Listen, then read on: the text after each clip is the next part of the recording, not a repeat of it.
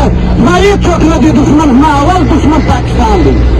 و پاکستان ته موږ دا پنځه قبایلي ولسوالۍ یو. موږ د دا پنځو ولسوالیو سره تاسې نه د مینات کومک کړی دی، نه مې د بیت الله کومک کړی دی، نه مې د بیا رغونې کومک کړی دی. ګیلمن یم دوستان، خوا مې در سبا ددم جنګ زه کوم. په اول جنګ کې په اول خود کې ولاړ یم، رئیس د ولسوالۍ یم، اوس هم درېږم، بیا هم درېږم د دې پنجابي پر دښمن باندې. دا چا نه افغانۍ درېږي؟ که چېرې د دا فوجانو سره د دغه لنګوټو او د دغه ژړو کومک نه وي، هېڅکله پرمختګ نشي کېدلی.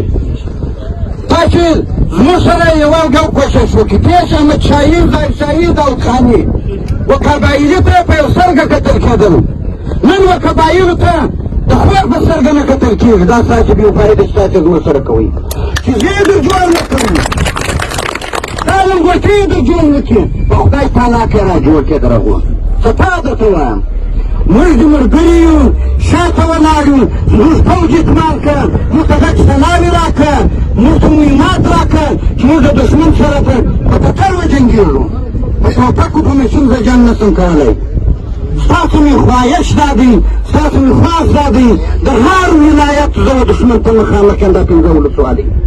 جناب محترم، موږ ته په توجه وګوره، زموږ سره کومک وکړي.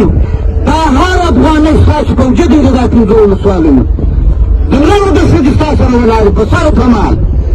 او ستاسو سمې توقع دا ده چې زموږ د پوځ سره او زموږ د خلکو سره د سلاو کومک وکړي.